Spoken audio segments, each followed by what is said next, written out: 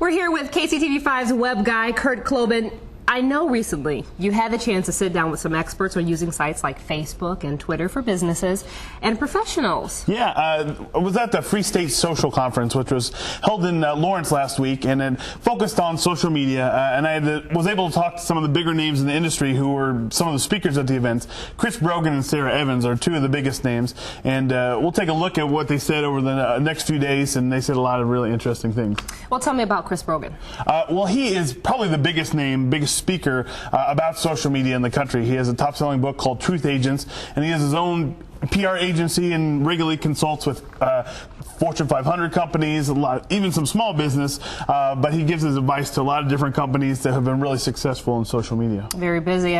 Chris talked about why Free State Social being in Lawrence is a good sign. In a way, Free State Social being here in Lawrence is exactly the story, because this new social net internet world is not Madison Avenue, it is not Hollywood, it is not all these places. It's Pittsburgh, it's here, it's Detroit, it's all these places that you don't think of as media making centers. The conference got a lot of good reviews, and it looks like there will be more of these conferences to come. Good stuff. And Chris talked about the conference being an offshoot of all the attention being focused on social media. In my mind, you know, Free State Social is a spin-off of all the other stuff going on, and it's a tangible thing we can all talk about for a little while about all the great projects in this area.